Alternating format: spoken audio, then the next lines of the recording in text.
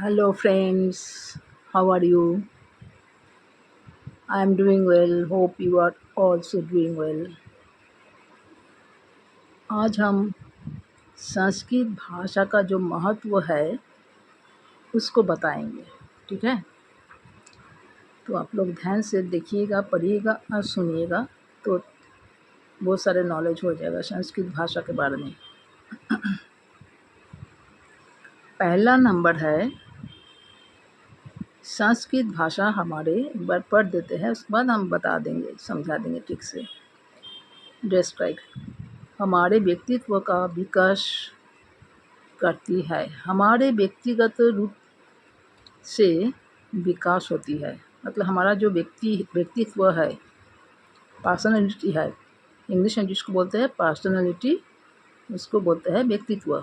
तो वो हमारा, उसका उन्नति होती है व्यक्तित्व का।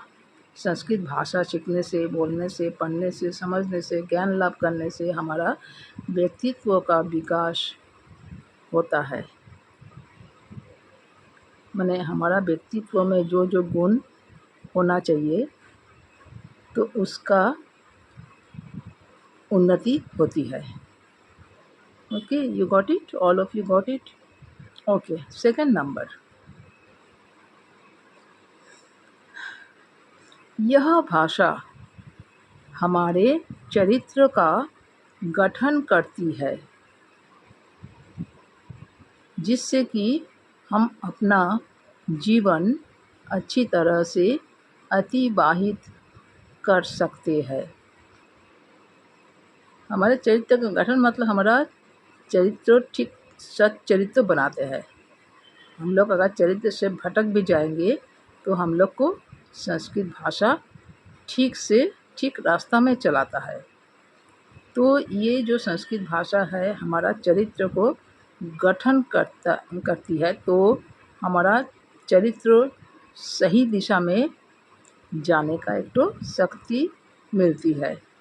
ठीक है, जिससे हमारा जीवन अच्छी तरह से चलता है। ठीक है, हम ठीक रास्ता में, अच्छी तरह से मतलब हम ठीक रास्ते में, जिस रास्ते से हमको चलना चाहिए उस रास्ते से हमको भटकने का मौका नहीं देता। ठीक है, उसी रास्ते से हमको चलाता है। तो यही होता है लाभ संस्कृत भाषा सीखने से।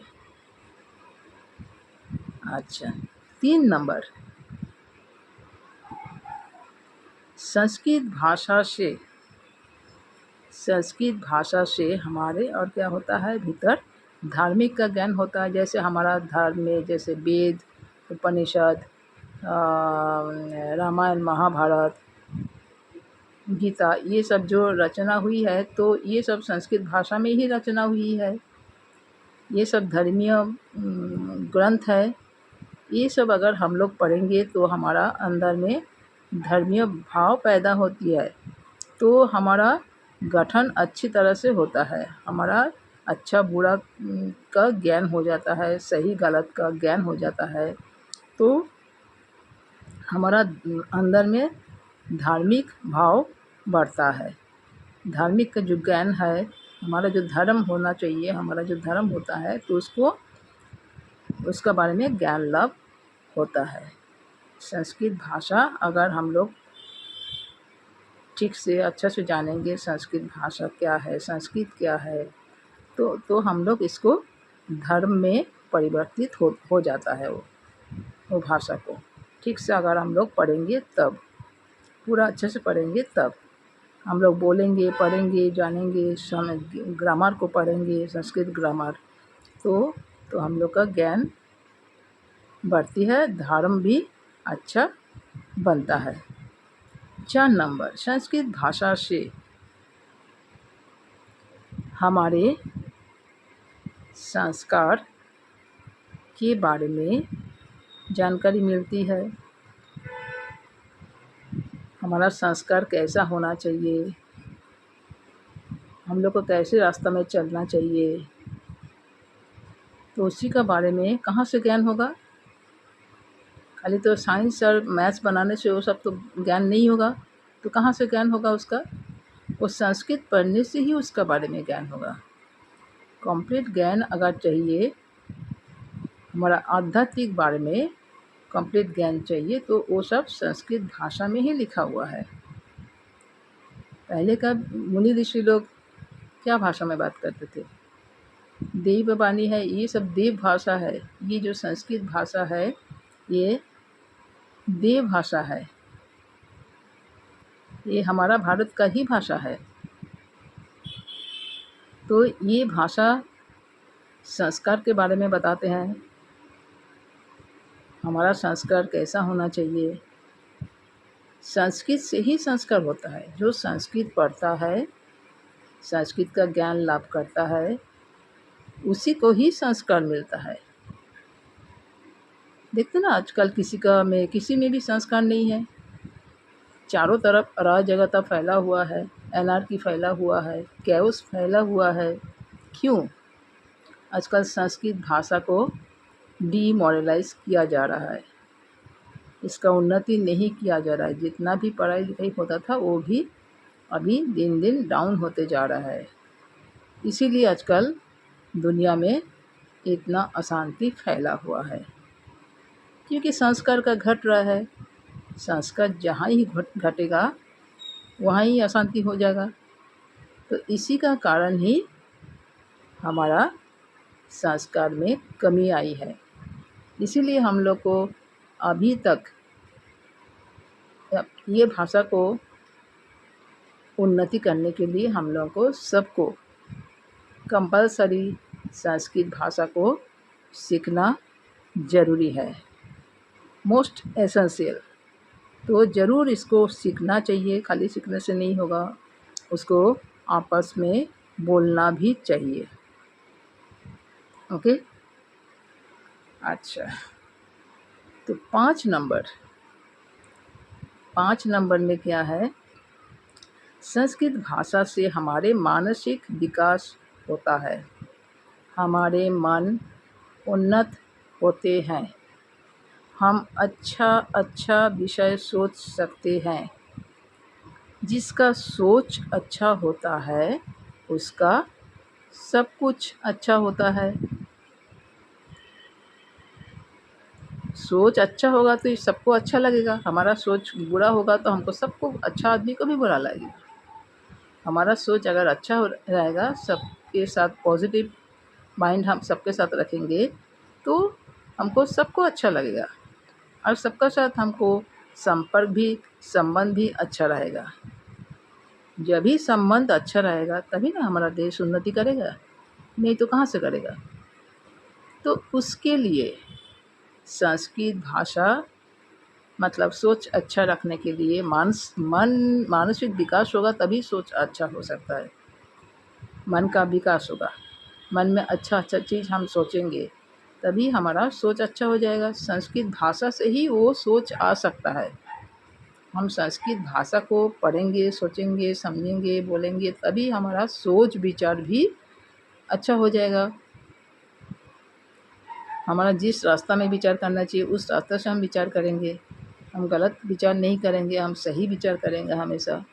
तो तभी हमारा देश आगे बढ़ सकता है। अगर देश को आगे बढ़ाना है तो संस्कृत सीखना एकदम एसेंशियल है। हमारा देश पहले विश्व गुरु पद में अधिष्ठित था, तो अब अभी तो विश्व गुरु पद में अधिष्ठित नहीं है, डाउन होते जा रहा है। तो फिर से विश्व गुरु पद में अगर अधिष्ठित करना है तो संस्कृत को आगे बढ़ाना है। आगे कैसे बढ़ाएंगे? सबको संस्कृत सीखना है और बोलना है, सही बोलना है। संस्कृत अध्ययन करना है, अच्छा ग्रंथ पढ़ना है, संस्कृत में छोटा ट्रांसलेशन बनाना है, आपस में बोलना है। ये सब से ही practice makes man the perfect, all of you know very well. वैसा ही संस्कृत में भी सेम है। संस्कृत अगर प्रैक्टिस करेंगे तो आपका सोच विचार भी उन्नति होगा, सबका अच्छा होगा, संस्कार भी अच्छा होते जाएगा। ठीक है। धर्मीय भाव भी अच्छा होते जाएगा, व्यक्तित्व का भी विकास विकास होते जाएगा, चरित्र का भी गठन होते जाएगा, सब कुछ अच्छा ही अच्छा होगा। तो ये हो गया 5 नंबर। 6 नंबर में क्या बोल रहे हैं, संस्कृत से ही अलग देश का कला, अलग अलग देश का अलग अलग आर्ट होता है, लिटरेचर होता है, संस्कृति होती है, अलग अलग देश का अलग अलग होता है। तो ये संस्कृत पढ़ने से ही हमको सबको सब देश का ही साहित्य के बारे में, संस्कृति के बारे में हमको पता चलता है। तो सबको सबका संस्कृत एक साथ लेंगे तो ही हम आगे बढ़ सकता है। सबको हम उसको फॉलो करेंगे, दूसरा देश भी हमारा साहित्य कला को फॉलो करेंगे, तभी हम आगे बढ़ सकते हैं। सब कुछ मिलकर एक साथ एक नया चीज़ हम उत्पत्ति कर सकते हैं। तो दूसरा दूसरा देश का कला साहित्य के बारे में भी हम लोग को ज्ञान होता है। ये संस्कृत पढ़ने से ही होता है। 7 नंबर, 7 नंबर में क्या बोला गया है, यह भाषा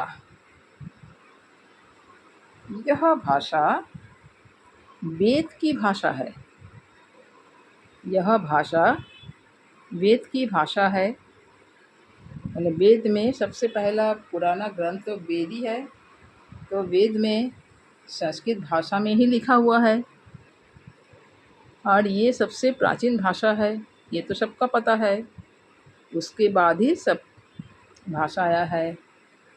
तो हमारा दुनिया में, पूरा पृथ्वी में जितने भाषाएं हैं, सब भाषा कहाँ से आए हैं, सब भाषा ये संस्कृत का ही अपभ्रंश हो रहा है। अपभ्रंश होते होते होते होते वो अलग अलग भाषा का उत्पत्ति हुई है, लेकिन मेन है वो संस्कृत।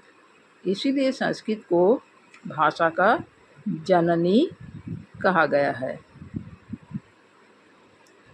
ठीक है, इसीलिए हमारा संस्कृत जो जननी है, जननी को इग्नोर करके तो हम लोग कुछ नहीं कर सकते हैं। कर सकते हैं? नहीं कर सकते हैं। तो इसीलिए ये जननी, ये संस्कृत भाषा को ही हम लोग को अपनाना चाहिए और हमारा पाठ्य में ज़रूर शामिल करना चाहिए। तो अगर शामिल करेंगे तो ही हम लोग आगे बढ़ सकते हैं। हमारा देश में जैसे पहले शांति थी, आजकल तो शांति का ख़त्म हो गया। हमारा विश्व में शांति का ख़त्म हो गया। तो अगर फिर से शांति स्थापित करना है तो हम लोगों को संस्कृत को आगे बढ़ाना है। ठीक है, ओके। आप लोग सब इसको अच्छे से ध्यान से पढ़ लीजिएगा, समझ लीजिएगा। अगर कोई दिक्कत होगा तो हमको कमेंट्स में लिख के बताइएगा। अगर अच्छा लगा तो वो भी कमेंट्स में लिख के बताइएगा और लाइक, शेयर और सब्सक्राइब कीजिएगा। Okay, thank you. Vande Mataram.